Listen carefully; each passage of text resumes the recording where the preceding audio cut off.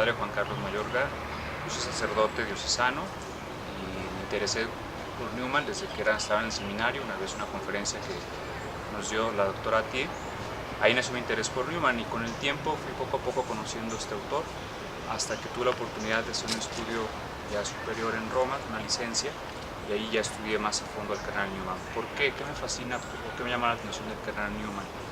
Su capacidad que tiene de responder a las inquietudes del hombre, su capacidad que tiene de hablar al corazón humano, pero también a la inteligencia de las personas, y eso lo hace pues siempre un autor vivo, un autor nuevo, un autor que tiene mucho que decirnos.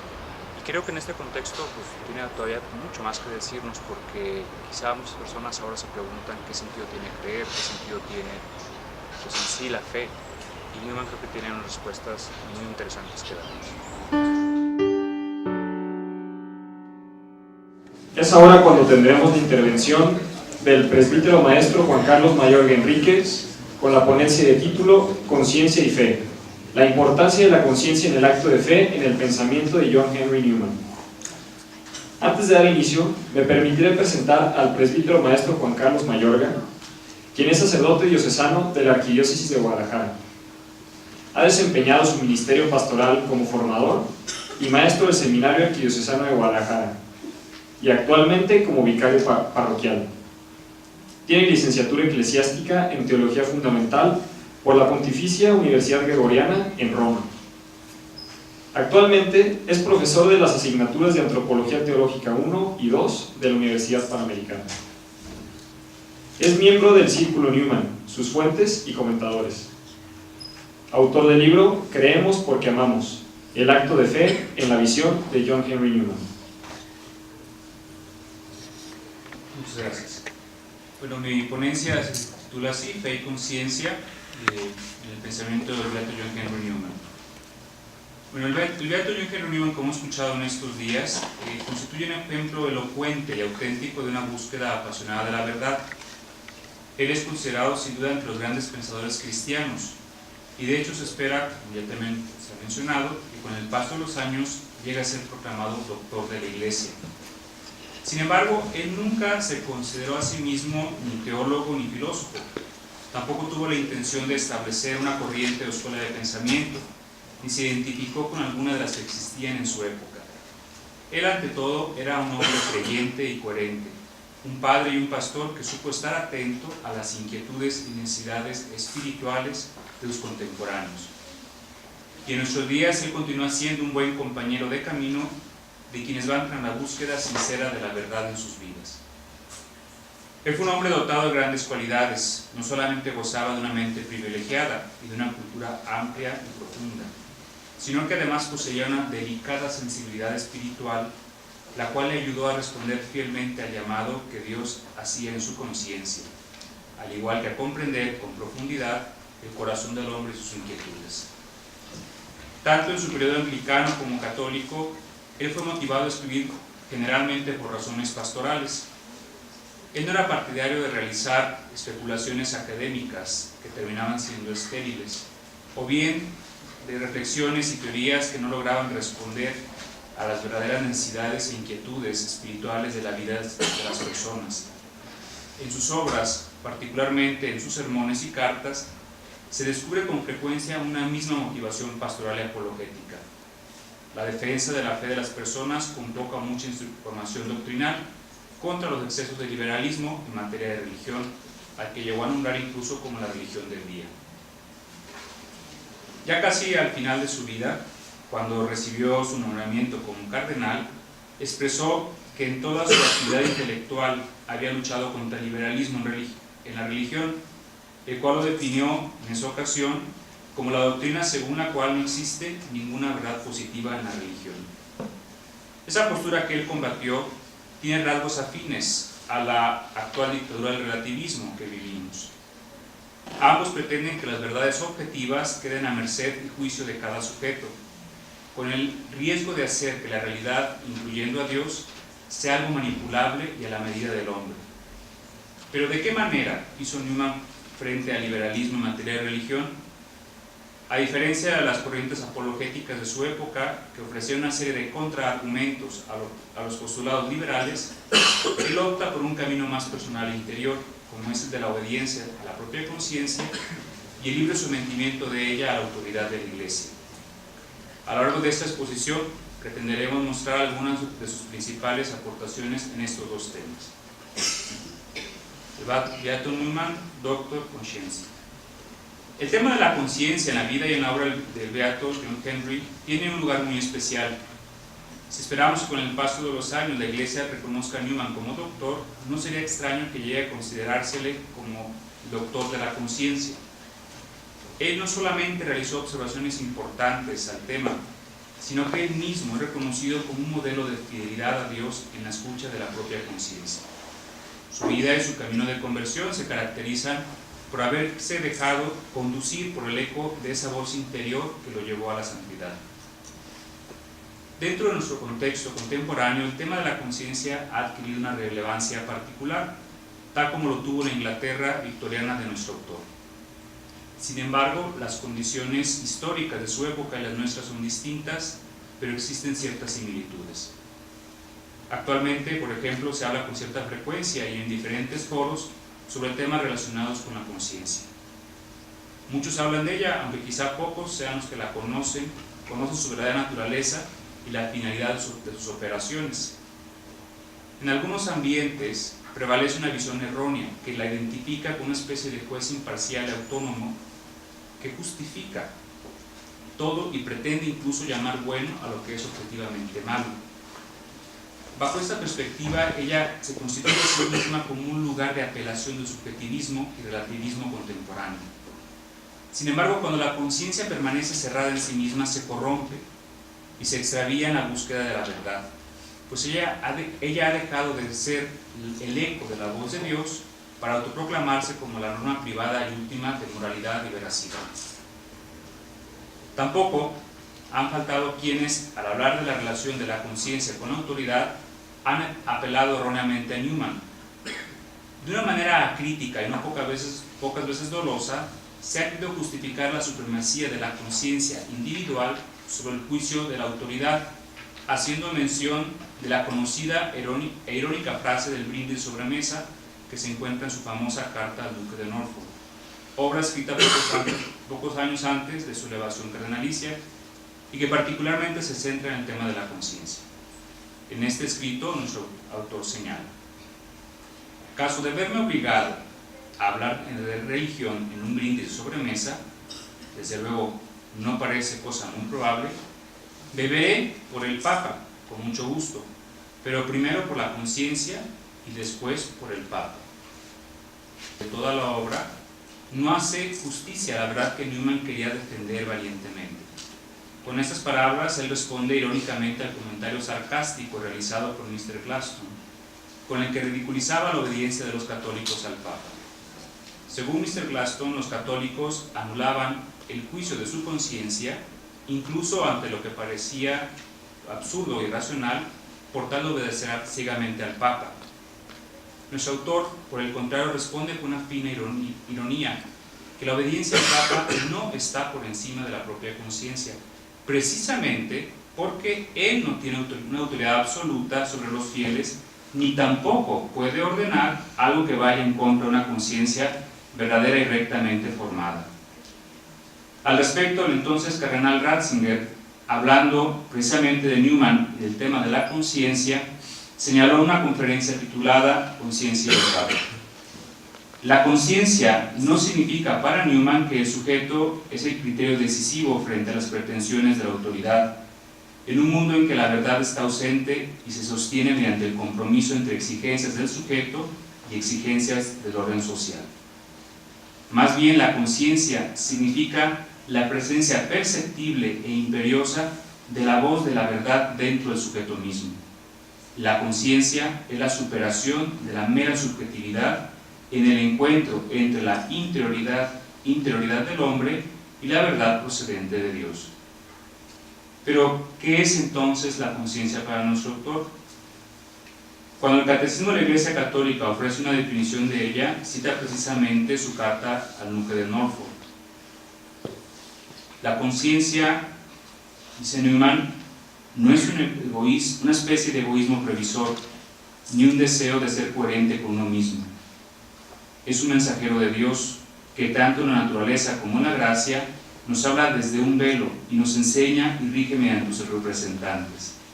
La conciencia es el más genuino vicario de Cristo, un profeta en sus mensajes, con autoridad perentoria como la de un rey, un sumo sacerdote en sus bendiciones y anatemas. La conciencia no es una realidad autónoma que se justifica a sí misma, sino que depende de Dios en cuanto que Él la ilumina y guía con su gracia. Solo entonces se le puede considerar como un mensajero de Dios o el más genuino vicario de Cristo. Asimismo, la conciencia tiene un lugar central en el acto de fe, pues gracias a ella la persona concreta puede percibir la existencia de Dios en su interior. Y bajo la acción de la gracia, la conciencia prepara y dispone al sujeto a acoger la revelación de Dios como un ser personal. Desde sus primeros sermones, el joven sacerdote John Henry manifestó una particular atención al tema de la conciencia y su relación que tiene con la fe. Él advierte que, aunque el creer no es un acto moral, sí es un acto realizado con una determinada disposición moral, la cual no constituye un añadido exterior al acto intelectual, sino un elemento interior del mismo. Eso significa que la calidad de la fe de una persona no es independiente de la manera en que ella vive. Si se vive de una manera dispersa, frívola, superficial, entonces faltan las disposiciones apropiadas para creer y acoger la semilla de la palabra de Dios, pues esta ha sido arrojada en un terreno pedregoso e infértil, tal como lo enseña la parábola del sembrador en el Evangelio. Pero ¿qué fue lo que motivó a nuestro autor a poner tanta atención en este tema? Sin duda un evento que marcó su camino apologético de la fe fue la actitud escéptica, agnóstica de su hermano menor Charles. Desde diciembre de 1823, John Henry le dirigió una serie de cartas en la que sostiene que la fe, aunque no se fundamenta en datos evidentes o comprobables, como lo hacen las ciencias empíricas, no por ello es un acto contrario a la razón. En adición, él subraya que la fe requiere de disposiciones morales adecuadas para acogerla y poder captar un significado más profundo y real. En una de sus cartas, dirigida a Charles en 1825, le expresa: antes de entrar en la materia en la que tu carta particularmente invita mi atención, deseo que sea claramente comprendido que yo considero que el rechazo del cristianismo surge como un defecto del corazón, no del intelecto, que la increencia surge no de un mero error de razonamiento, sino tanto del orgullo como de la sensualidad. Para nuestro autor, la controversia con su hermano representa los inicios de una experiencia de lucha que duraría toda la vida contra el liberalismo en materia de religión. Pero queda claro que desde el principio él situó el problema del rechazo o aceptación de la fe no simplemente en el plano de las ideas o de la razón, sino a un nivel más existencial y personal, es decir, en el ámbito de la interioridad, en el corazón de la persona. Siguiendo la tradición bíblica, él identifica el corazón como el lugar de interioridad por excelencia, donde se toman las verdaderas decisiones existenciales. Esta concepción está íntimamente relacionada con la noción de conciencia, de tal manera que los vocablos corazón y conciencia se presentan como términos complementarios. Si el corazón es el lugar donde la persona constantemente pondera y decide muchos de sus actos, entonces el rol de la conciencia es entendido como una fuerza que ilumina y guía las decisiones del corazón. El acto de fe, por tanto, es una operación de la inteligencia y una decisión del corazón.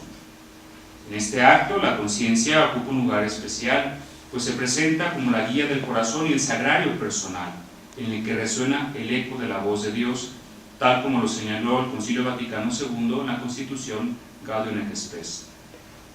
Bajo esta perspectiva, al hablar de la fe, se le debe colocar dentro de la esfera de las convicciones personales más profundas, pues la fe es una decisión personal, libre e inteligente, que se asume en conciencia y se vive en lo profundo del corazón. No negaba la existencia de Dios ni tampoco la conveniencia de la religión. No obstante, esa postura conducía hacia una especie de agnosticismo en el que la religión se reducía a una vivencia subjetiva, superficial y aparente, de tal suerte que la fe y la religión se veían como una cuestión de gusto personal o como algo meramente ornamental dentro de la estructura social, pero no como una convicción o una adhesión libre que comprometía y transformaba la vida del individuo. Algo semejante sucede en nuestros días con la práctica religiosa de algunas personas. Para ellas, la religión es una afición personal, una opción mudable o sincretista, un culto a lo aparente, sujeto a los caprichos de la moda. Un lugar de desahogo de una emotividad que no cambia el corazón del hombre, ni lleva a la conversión.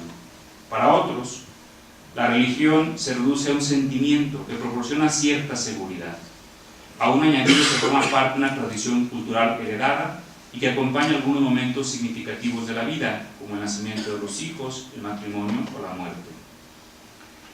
En un célebre sermón de 1832, titulado Religion of the Day, el joven párroco de St. Mary's exhibe la postura de liberalismo en religión, mediante una descripción de esa religiosidad liberal y liberal.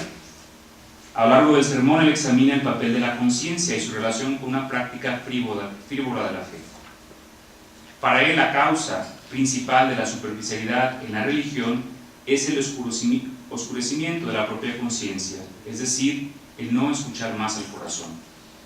Esa práctica superficial de la fe en la época de nuestro autor encuentra un pequeño paralelismo con algunos estilos de religiosidad de no pocos de nuestros contemporáneos. Por ello, sus palabras no han perdido vigencia. Newman se pregunta: ¿cuál es ahora la religión del mundo? Ya no reconoce la conciencia como juez de las acciones. Se dan argumentos para desechar su autoridad. Su lugar en el alma lo suplanta en parte el llamado sentimiento moral, que parece ser un mero amor por lo bonito, y en parte la regla de lo conveniente, que inmediatamente ocupa el lugar de aquella en la conducta cotidiana. Todo es luminoso y alegre. La religión es fácil y agradable. La principal virtud de la benevolencia. Los pecados más graves son la intolerancia, fanatismo, el exceso de celo. Ustedes recuerdan la homilía del cardenal Ratzinger antes de entrar al cónclave en esa misa de Prolegendo Pontifice. Cuando habla de la lectura del relativismo, está en esta misma línea. Él la llama fanático aquel que tiene convicción, o sea, así lo llama el mundo actual, ¿no? En cambio, cuando la religión es fácil y agradable, esta religión es muy bienvenida. Esta religiosidad fácil y atractiva puede resultar fascinante en un principio, pero al poco tiempo comienza a ser tediosa y se termina por abandonar. Una vida superficial y cómoda en la que se ha aplicado a la búsqueda de la verdad y al verdadero sentido de lo que se es como persona, es una vida que se ve continuamente amenazada por la frivolidad. Como consecuencia de ello, se empieza a perder la capacidad de admirarse, de ilusionarse, de imaginar y de maravillarse ante lo bello, al igual que de conmoverse ante el sufrimiento y la necesidad de los demás. La pérdida de este horizonte se debe a que se ha dejado de escuchar la propia conciencia, es decir, se ha abandonado el lugar donde Dios nos habla, no únicamente para amonestarnos, sino para animarnos y revelarnos el sentido de nuestra propia vida. Posteriormente, 20 años más tarde de este célebre sermón de 1832, Newman, ya siendo católico, recibió la encomienda de dirigir los proyectos de fundación de la Universidad de Irlanda. Al hablar de la naturaleza de la universidad, él se pronunció en contra de la religión de la filosofía, la cual pretendía suplantar la enseñanza de la teología y de la verdadera religión en la vida académica y ordinaria de las personas. En uno de sus discursos señaló: tal religión, es decir, la religión de la filosofía, es esencialmente superficial, y tales serán sus efectos. No tiene una mejor medida de lo justo y del error que aquella de la belleza visible y de la eficacia tangible. Pero si no damos peso a aquello que dentro de nosotros es más profundo, no queda sino el rendirle homenaje a aquello que es más superficial. El parecer llega a ser el ser. Aquello que parece honesto será el bien, aquello que provoca ofensa será el mal. La virtud será aquello que da gusto, el vicio aquello que da pena. De la misma manera podemos medir la virtud con la regla de la utilidad. To sin becomes to be. To sin becomes to be. El parecer llega a ser el ser. Con esta frase, el beato inglés indica que la apariencia puede ocupar el lugar de la realidad cuando se abandona o se ignora la escucha a sí mismo, la escucha a la propia conciencia. Quizá el origen del divorcio entre fe y vida de nuestra sociedad o la esquizofrenia moral que padecemos en no pocos países de mayoría cristiana se encuentra en una vivencia aparente y superficial de la fe. En adición, es importante notar que ese culto a lo aparente contribuye también a la proliferación del secularismo y de la increencia en nuestra sociedad, en la que poco a poco parece que la verdad de Dios se va eclipsando. Newman, por el contrario, insiste en que la persona verdaderamente religiosa es aquella que quiere vivir de una manera coherente según su conciencia. Esta escucha, que se convierte en obediencia, nos ayuda a mantenernos alertas ante la superficialidad y la incongruencia que se puede presentar en nuestra vida de fe. No obstante, la conciencia no se le puede considerar una norma o un parámetro absoluto de la fe, pues es tan solo el eco de la voz de Dios. De hecho, cuando la conciencia no está bien formada, su voz puede confundirse con el eco del propio yo, y entonces ya no es una guía hacia la verdad.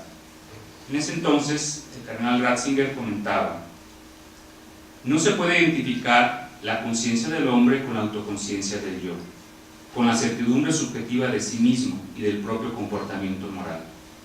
La identificación de la conciencia con el conocimiento superficial, la reducción del hombre a su subjetividad, no libera en absoluto, sino que esclaviza. Nos hace totalmente dependientes de las opiniones dominantes, a las que incluso va rebajando el nivel día tras día.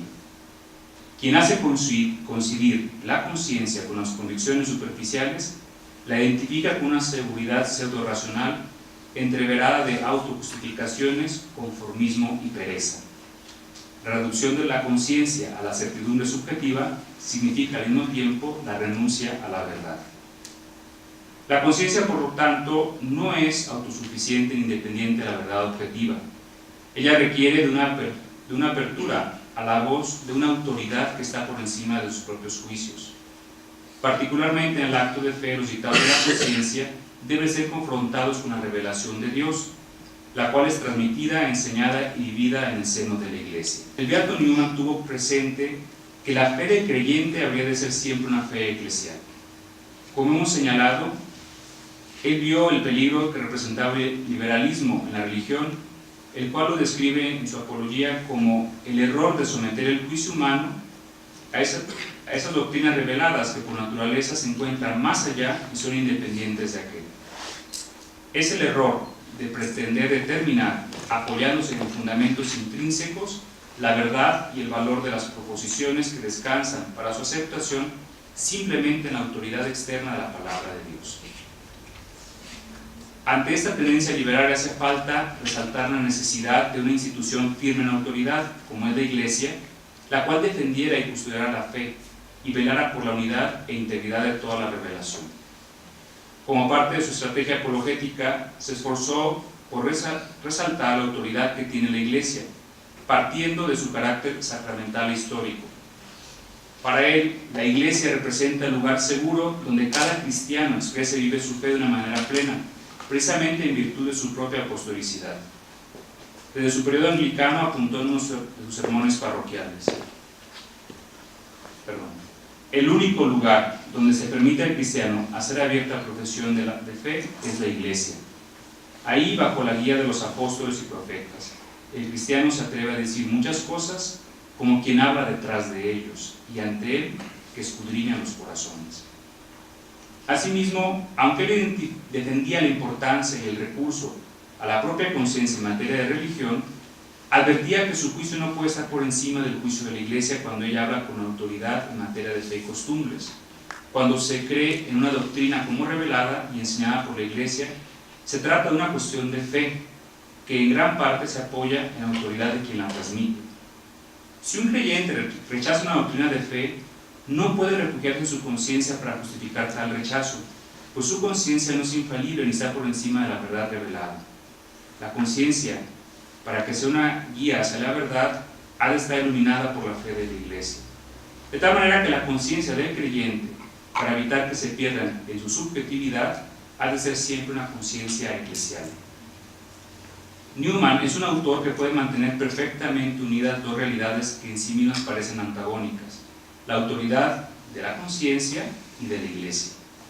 Para él, la experiencia de Dios en la conciencia exige una donación sin reserva, una obediencia absoluta a ese Dios que se revela en nuestro interior. Pero dado que el juicio de la conciencia individual puede desviarse en su búsqueda de la verdad, es necesario el sometimiento al juicio infalible de la Iglesia. En su ensayo de la doctrina, del desarrollo de la doctrina cristiana, él distingue entre religión natural y religión revelada precisamente con base en la autoridad que representa la conciencia y la Iglesia. Señala en esta obra: como la esencia de toda religión, la autoridad y la obediencia, así la distinción entre religión natural y revelada está en que la primera goza de una autoridad subjetiva, mientras que la otra goza de una objetiva. La supremacía de la conciencia es la esencia de la religión natural. La supremacía del apóstol, del papa, de la iglesia o de un obispo es la esencia de lo revelado. El juicio de la Iglesia constituye para el creyente la garantía última de su seguridad, que lo mantiene dentro de la verdad de lo que cree y espera. Evidentemente, la voz autorizada de la Iglesia no anula o suplanta la personalidad y libertad del creyente en el acto de fe, sino que se presenta como una ayuda indispensable para quien quiere llegar al verdadero conocimiento de Dios. La fe, por tanto, aunque es una experiencia personal, nunca es individual. La persona participa y desarrolla su existencia como creyente dentro de la fe que vive y profesa la Iglesia. El cristiano vive su experiencia de fe no de una manera intimista, ni como algo que él mismo se ha inventado o dado a sí mismo, sino dentro de ser una comunidad especial a la cual pertenece como miembro de un único cuerpo. Sin duda, el beato Newman estaría muy complacido con estas palabras del Papa Benedicto XVI.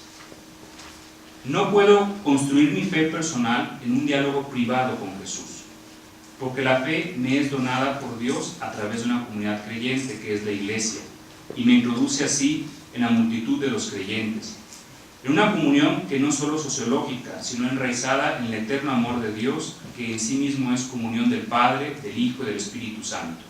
Es amor trinitario. Nuestra fe es verdaderamente personal solo si también es comunitaria. Puede ser mi fe solo si se vive y se mueve en el nosotros de la Iglesia, solo si es nuestra fe la fe común de la única Iglesia. En esta época en la que se presenta una desconfianza ante las instituciones establecidas y las formas de educación tradicionales, como Iglesia estamos llamados a dar un testimonio humilde y más auténtico. Los miembros de la Iglesia hemos de presentarnos ante el mundo como una comunidad creyente y orante, conformada por diferentes grupos e individuos que tienen su propio carácter e historia, pero que se ayudan mutuamente a creer y crecer en la madurez de la única fe que han recibido. Como conclusión, podemos decir que hoy la palabra conciencia es un término equívoco y frecuentemente mal entendido. La actual dictadura del relativismo le ha otorgado facultades que sobrepasan su jurisdicción. Sin embargo, el itinerario de vida y la sólida doctrina del beato John Henry Newman puede ayudarnos a descubrir el verdadero significado de la conciencia como el eco de la voz de Dios, rechazando a su vez las interpretaciones insuficientes y erróneas. Newman siempre ha afirmado plenamente la dignidad de la conciencia subjetiva, sin desviarse jamás de la verdad objetiva. Él no diría conciencia sí, Dios o fe o iglesia no. Al contrario, conciencia sí, y precisamente por esto, Dios y fe e iglesia sí. La conciencia en el acto de fe y en nuestra vida es la abogada de la verdad en nuestro corazón. Es el más genuino vicario de Cristo. Gracias. Soy el padre Julián López Amosurrutia de la Arquidiócesis de México. Para mí Newman ha sido un compañero de camino en muchos años, en varios temas, ante todo como un testigo de la fe, como un hombre que en su conversión nos explicó al leer la historia en clave de una objetividad de la fe. pero después de esto su teoría del desarrollo dogmático a mí mismo me fascinó, su teoría con todas sus implicaciones de la fe también me fue seduciendo y he aprendido muchísimo de él. He tenido la alegría de compartir esta reflexión, este tipo de lectura con muchos otros amigos. Podemos decir que somos una comunidad de amigos que ha crecido gracias a Newman y en torno a Newman, y le damos gracias a Dios por este signo particular del beato John Henry.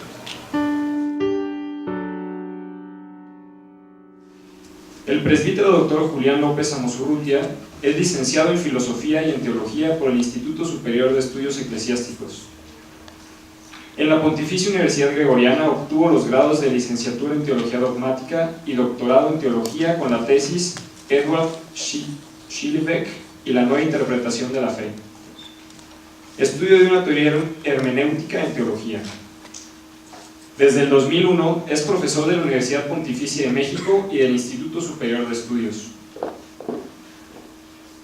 Actualmente es canónigo teólogo y bibliotecario del Cabildo de la Catedral Metropolitana de México. Entre sus publicaciones cabe destacar, además de la tesis doctoral, los libros En llama viva, Alegres en la esperanza y El Dios de la Alianza. Además de artículos, habiendo trabajado cuestiones diversas de epistemología teológica, su interés por el beato John Newman se ha focalizado en el ámbito de la teología de la fe y del desarrollo dogmático. Demos la bienvenida al presbítero doctor Julián López Amosurrutia. Buenas tardes.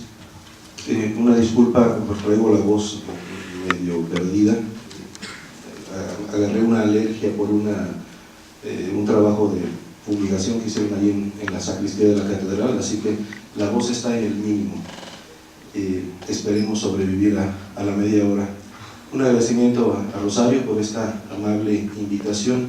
Debo de confesar algo, cuando recibí el correo de la doctora Attié invitándome a participar en un grupo de trabajo con scholars, que fue la palabra usada, de Newman, yo me dije, yo no soy un académico especializado en Newman, lo conozco, alguna tesis incluso he dirigido sobre él, pero no soy un académico sobre Newman. Pero eso me hizo pensar, y entonces, ¿cómo me ubico yo ante Newman? Creo que es una pregunta no indiferente, porque me resulta muy simpático, porque lo he leído, y llegué a una síntesis que me agradó a mí mismo pensándola.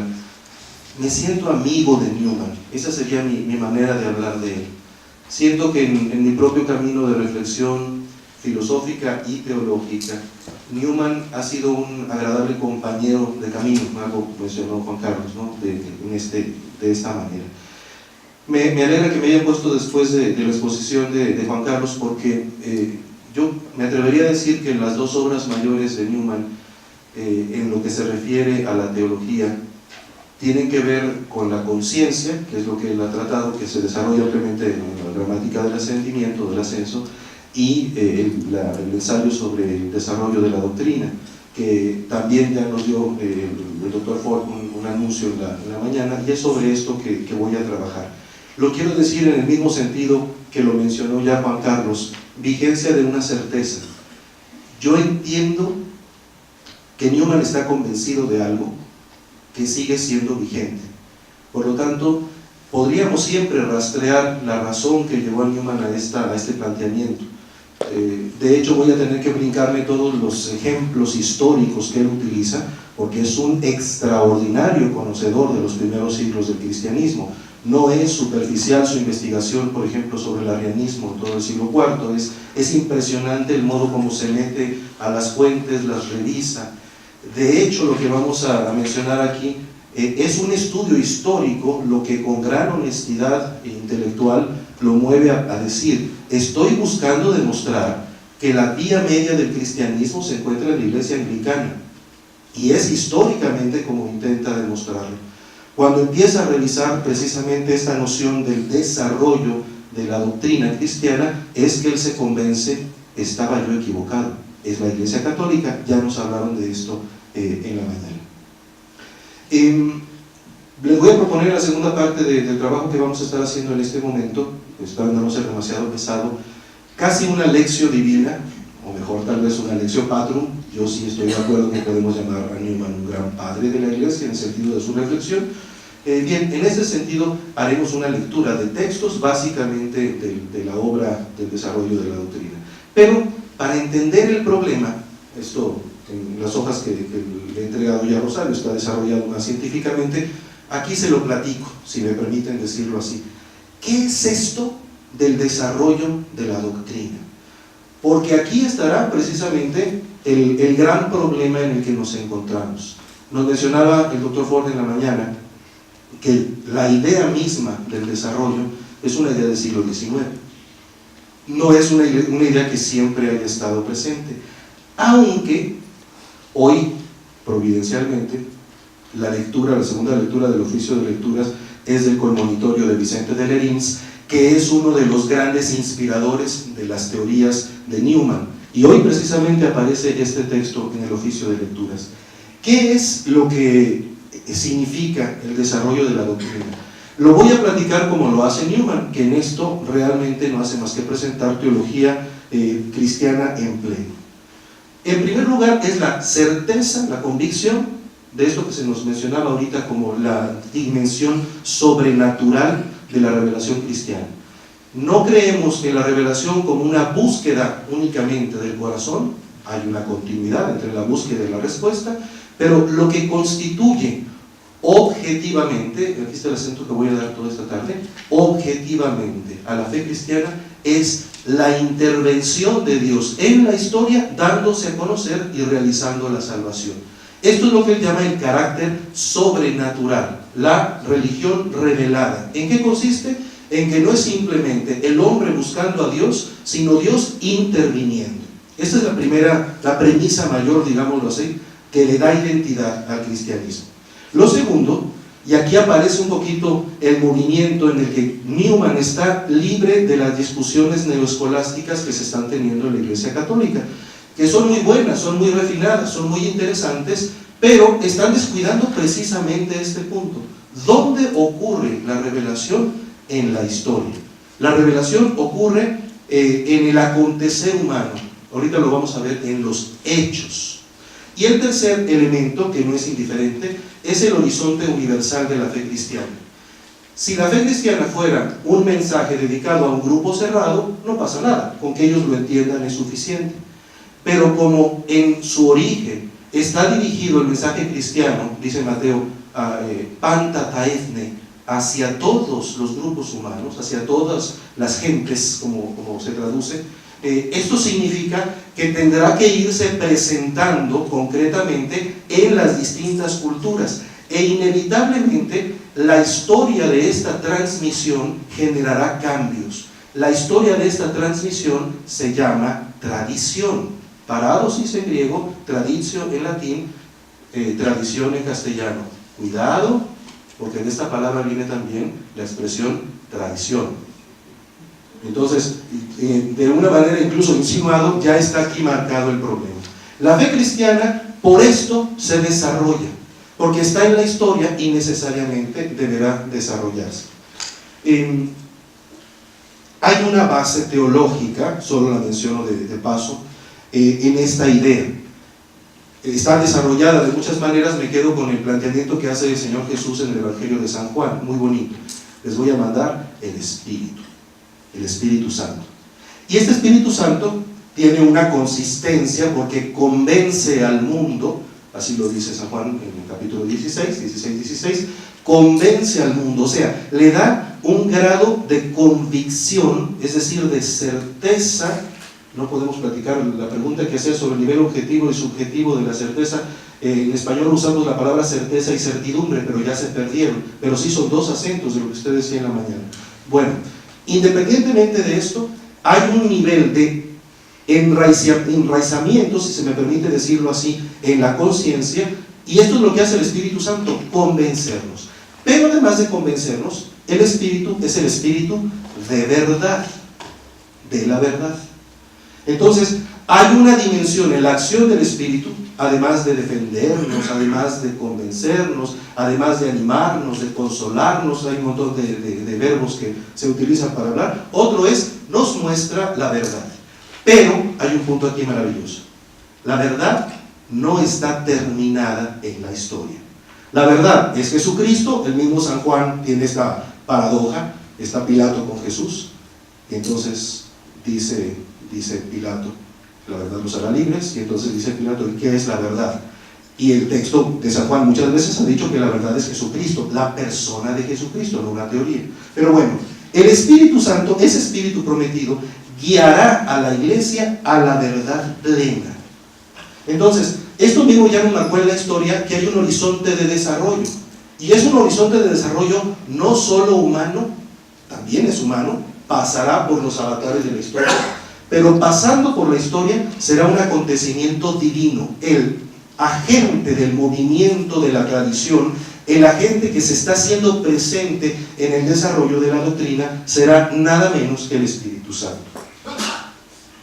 Bien, esta idea ya aparece en el Concilio Vaticano I.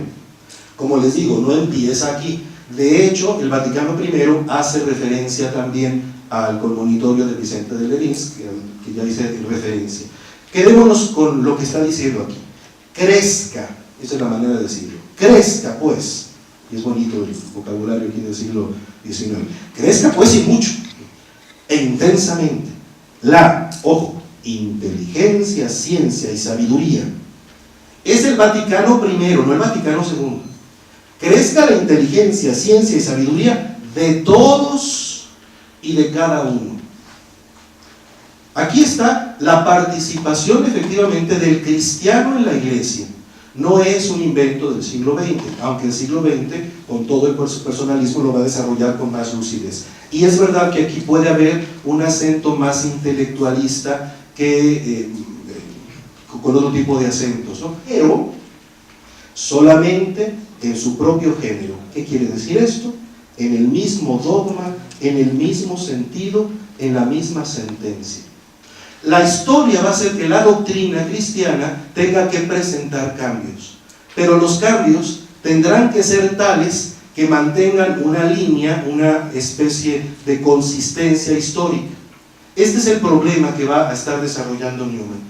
El Vaticano I tiene lugar entre 1869 y 1870. Newman ya se convirtió al catolicismo, Newman ya ha sido conocido, ya ha pasado la crisis de la desacreditación anglicana y ya pasó también de alguna manera su reivindicación. La misma idea del desarrollo dogmático aparece en el Concilio Vaticano II. Si solamente nos detuviéramos a buscar la influencia de Newman en el Vaticano II, tendríamos para varias tesis doctorales. No es exagerado. La idea de la infalibilidad no solo del Papa, sino de la Iglesia, el lugar de la conciencia, Gaudium Spes 16, por mencionar algunos. Pero evidentemente también el tema del desarrollo dogmático. Aquí lo tenemos como lo dice de Iberú. Esta tradición progresa, la misma idea, progresa en la Iglesia con la asistencia del Espíritu Santo, personaje ya mencionado, que espero que ustedes conozcan. No hay lugar para chistes porque además no tenemos mucho tiempo, puesto que va creciendo en la comprensión de las cosas y de las palabras transmitidas. Le cuesta un trabajo a los traductores poner eso, porque dice cosas y palabras. ¿De qué está hablando el Vaticano II? Otra versión le pone las instituciones y las palabras. No, no dice instituciones, dice rey, res, cosas, las cosas. Bueno, el texto es interesantísimo, no me puedo detener en ello, solo quiero mostrarles que la idea está en el Vaticano I y está en el Vaticano II. Vamos con nuestro amigo Newman a leer qué dice él sobre este tema. Perdónenme, aquí voy a tener que hacer referencia a unas anotaciones filosóficas.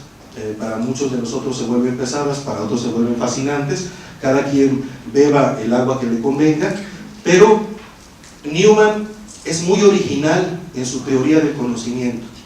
Él es heredero del empirismo inglés, aunque no es propiamente ni solamente un empirista. Es verdad que él tiene esta fascinación por lo concreto. Ya nos describía Mauricio la especie de urticaria que le sale a Newman cuando hablan de abstracciones. Entonces sí vale la pena mirar este hecho. Vean cómo habla Newman. Son puros textos, ahorita en su momento cuando cambie de texto les digo, del ensayo sobre el desarrollo de la doctrina cristiana. No voy a entrar a los ejemplos históricos que ponen, insisto, son muchísimos, solo a los aspectos teóricos que desarrollan. Lo que estoy buscando es el concepto de objetividad. Vean, el cristianismo ha existido en este mundo tiempo suficiente para que se nos permita hablar de él como de un hecho en la historia del mundo. La palabra aquí no es indiferente. La palabra es, el cristianismo is a fact, es un hecho. Hecho, está suponiendo, se ha verificado en la historia. Lo podemos constatar, lo encontramos en lo que los teóricos de la cultura llaman cultura objetiva. Ahí está, lo veo en las iglesias, lo veo en textos, lo puedo rastrear porque ha dejado su huella en la historia. Es un hecho y por lo tanto podemos hablar de él. Esta palabra hecho supone ya un nivel de objetividad. El cristianismo es objetivo porque ocurre en la historia y la historia es el lugar en donde nosotros nos encontramos con el cristianismo. Ha tenido una, ojo la palabra, existencia objetiva, objective existence, directamente, no hay error. En otros lados es un hecho, lo traducen como realidad. A ver, no, traté de poner la versión más pura que encontráramos. El cristianismo ha tenido una existencia objetiva desde sus comienzos. ¿Por qué? Porque ha ocurrido en la historia. Entonces, el primer nivel de verificación, el índice de verificación, vocabulario empirista, el índice de verificación del cristianismo es que está en la historia. ¿Cómo conoce la historia el cristianismo? Porque allí está. Y luego una idea muy bonita, y se ha arrojado sobre la multitud de las gentes. Más adelante quiero detenerme sobre esta comprensión de Newman, cómo el cristianismo está corriendo el riesgo del mundo y no puede evitar correr el riesgo del mundo. Si es histórico y está en el mundo, tiene que correr ese riesgo. Esto, sin embargo, podría significar un peligro para entender la objetividad. Si el cristianismo es objetivo solamente porque está en la historia, entonces no importa, no hay criterios para decir este es un cristianismo auténtico o no. La autenticidad depende de la factualidad. Como es un hecho, si eso se dice cristiano, es cristiano. Si llega un grupo y dice nosotros somos los cristianos del siglo XXI, está bien, basta que digan que son cristianos y que existen en la historia para que sean efectivamente cristianos. Aquí viene el gran problema. ¿Hay o no hay un criterio para distinguir el cristianismo auténtico de una eventual corrupción del cristianismo? Y entonces, ¿cómo puedo yo, de alguna manera con índices objetivos, distinguir un cristianismo auténtico de un cristianismo corrupto o enfermo? Ya nos había hecho también el doctor Ford observaciones sobre esto. Vean este texto, es muy fuerte. Toda la epistemología de Newman está concentrado en esta expresión. Toda la teoría del conocimiento está en esta frase. Como ya lo dijo, aquí, perdón, está la traducción como aparece en la edición castellana del 1909. Si el cristianismo es una realidad, a ver, se los platico mejor cómo es. Si el cristianismo es un hecho, fact, e imprime una idea, ojo con la palabra, e imprime una idea de sí en nuestro espíritu, y es materia y causa de un ejercicio de la razón, esta idea con el tiempo se ramificará en una multitud de ideas y partes de ideas relacionadas y armónicas entre sí y determinadas e inmutables, como lo es el mismo hecho objetivo por ellas representado. Comento brevemente esta frase.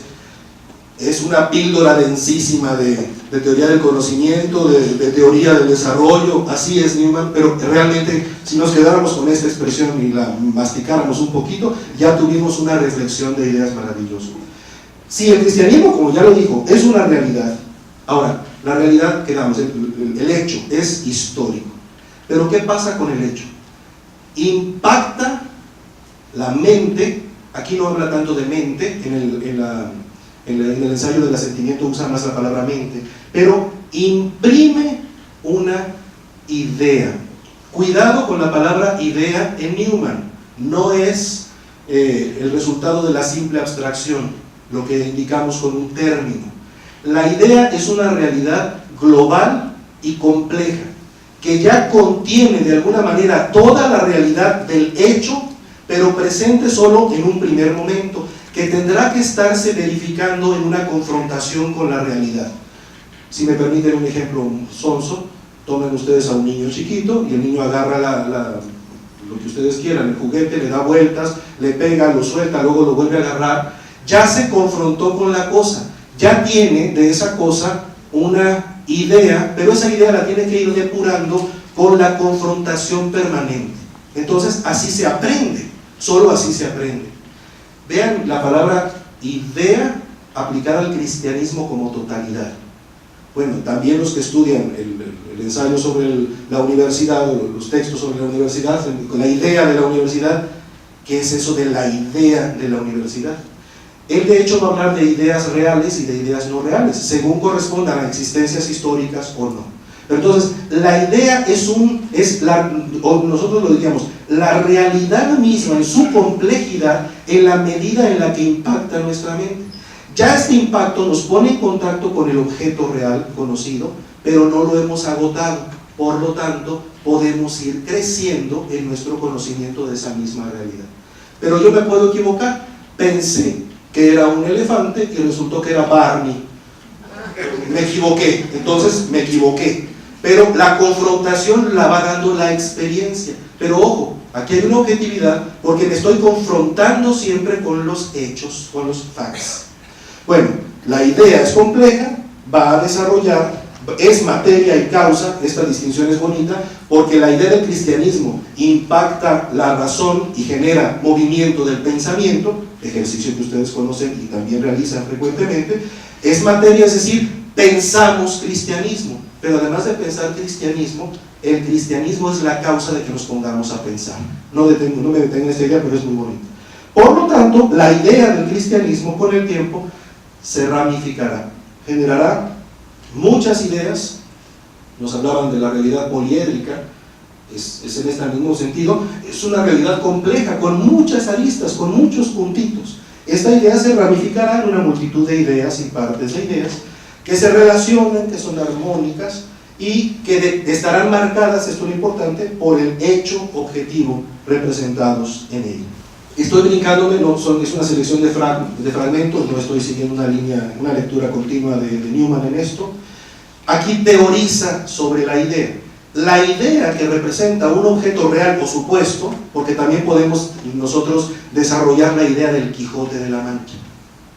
El Quijote no tiene existencia real, tiene existencia literaria, pero es un tipo de existencia que mi misma inteligencia es capaz de distinguir. Bueno, la idea que representa un objeto real o supuesto se evalúa, la idea se evalúa, confrontación, o como llaman los teóricos de la ciencia ahora en su momento inductivo, la verificación.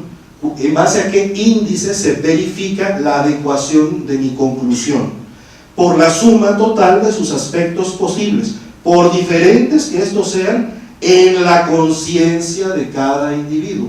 El espacio en donde se juega la objetividad es en el movimiento del conocimiento. Hace ratito nos lo presentaron como corazón, lo llama también conciencia, lo llama también mente, lo llama también espíritu. Es, en una palabra, el ser humano capaz de conocer. Y luego es compleja en proporción a la variedad de aspectos bajo los cuales la idea se muestra a las inteligencias, calcúlase su fuerza y profundidad y argumentase en pro de su realidad.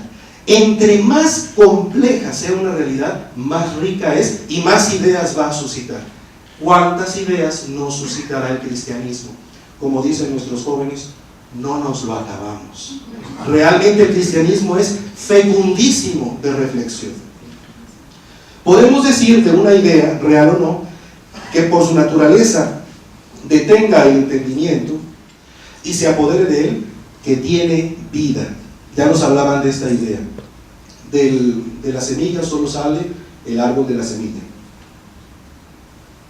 No tenemos de una semilla de aguacate un arbusto de frijoles. Imposible. Hay una vitalidad en la semilla, un desarrollo propio. Crecerá, el niño no es el mismo que el joven, no es el mismo que el adulto, pero hay una identidad, una proporción de partes, etc. Vive, pero ¿dónde vive? En el entendimiento que concibió la idea. ¿Dónde vive el cristianismo? En los creyentes. si es verdad que el cristianismo es a fact, porque existe en la historia, también es cierto que el cristianismo es cultura subjetiva porque está presente en la conciencia de la totalidad de los creyentes.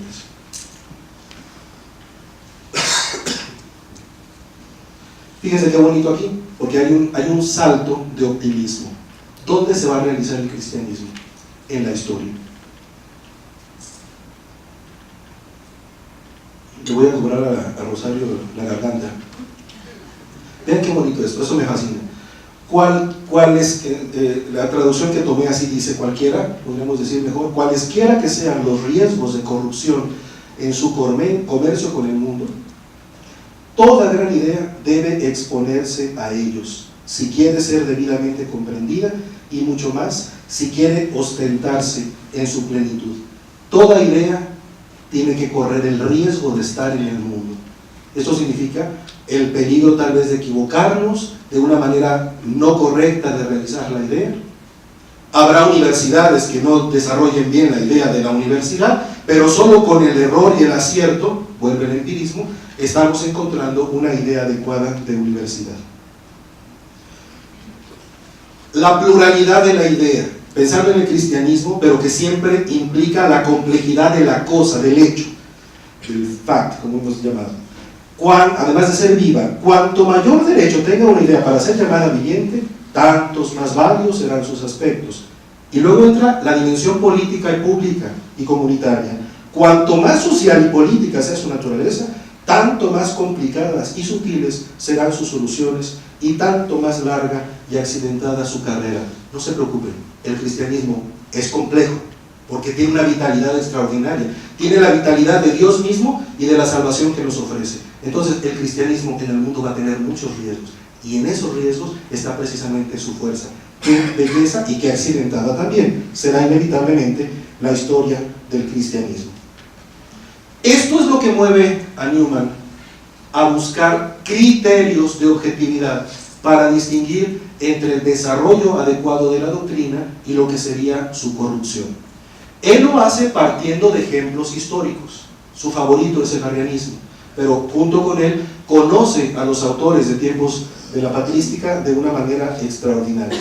Precisar ciertos caracteres de los desarrollos legítimos es su intención, que solo los desarrollos legítimos pueden presentar, la presencia de los cuales es un distintivo que los diferencia de las corrupciones. Aquí está lo que les llamaba lo que llamaba hace rato la objetividad. Si no hubiera objetividad en algún lugar, además de la constatación histórica, no podríamos hablar de un desarrollo correcto o un desarrollo incorrecto. Simplemente es un desarrollo histórico. Entonces, ¿de dónde depende la fidelidad del cristianismo? Va a depender de su autor, es decir, de Dios mismo. Que se sea fiel a la figura que Dios mismo marcó del cristianismo en su revelación histórica. Yo llamo a esto la figura del cristianismo. No podemos desarrollar los criterios, ya los había mencionado en la mañana y también solo los mencionó el doctor Ford, aunque nos dijo que haría algún comentario sobre ellos, pero ya no llegamos al comentario y yo tampoco voy a llegar al comentario. Pero les recuerdo cuáles son los 7 criterios de Newman. No existe corrupción si el desarrollo conserva un solo y mismo tipo. Tipo, luego lo han llamado figura, forma, símbolo incluso, no importa, pero hay una perseverancia en la totalidad de los elementos y en su proporción. Los mismos principios. Si alguien se interesa en desarrollar la comparación entre hecho y principio para Newman, ahí tienen también otro tema de reflexión y de tesis doctoral. La misma organización. Si sus principios de alguna manera son anticipación de sus fases subsiguientes, o sea, el cristianismo habla de las 3 divinas personas, no va a pasar a hablar de 4 divinas personas. El cristianismo habla del amor de Dios por sus criaturas y la entrega de Cristo en la salvación, nunca va a pasar a hablar del odio de Dios por sus criaturas. Lo matizará, lo profundizará, pero hay una capacidad de adelantarse, y esta capacidad de adelantarse incluye la capacidad de no equivocarse, o sea, la infalibilidad de la Iglesia. Dios, si quería correr el riesgo de la historia, tenía que dejar un órgano objetivo de valoración del desarrollo, y para Newman primero es la Iglesia. Luego, como se desarrolla el Vaticano I, sabe que también es el Papa y no tiene problemas. Ya vimos un poquito la ironía con la que se maneja después a propósito de esto. si sus últimos fenómenos preservan los primeros y les obedecen, si tiene un poder de asimilación y renovación, aquí está un espacio para el desarrollo de la inculturación, porque el cristianismo, por su riqueza, es capaz de asimilar elementos nuevos y de renovarse. Y al mismo tiempo, si mantiene una vitalidad intrínseca, una acción vigorosa desde el principio hasta el fin. Voy a terminar ya no con una cita del ensayo sobre el desarrollo dogmático, sino sobre el asentimiento, porque en el asentimiento tiene esta misma preocupación. ¿Cómo puedo yo dar un juicio absoluto, o sea, el asentimiento total de mi fe, que es ante Dios y por lo tanto es el acto más absoluto y más demandante que yo pueda tener, cuando la revelación ocurrió en la historia y solo tengo pruebas más o menos indicativas? Es aquí donde surge la teoría del sentido ilativo. Está hablando de que el cristianismo básicamente está dirigido a las mentes medias, en el sentido de que toda persona que funcione más o menos como persona puede ser cristiano. A eso se refiere aquí. El cristianismo se dirige a tales espíritus a través del entendimiento y a través de la imaginación, y crea una certeza de su verdad por medio de argumentos que son demasiado variados para que puedan enumerarse, demasiado profundos y personales para que puedan expresarse con palabras, demasiado poderosos y convergentes para que puedan refutarse. Es algo tan real el cristianismo como nosotros mismos. La realidad del cristianismo ocurre como un hecho, pero como el hecho que somos nosotros, creyentes, que en el mundo también corremos el riesgo de responderle a Dios en su revelación. Media hora, muchas gracias, y sobrevivió la garganta.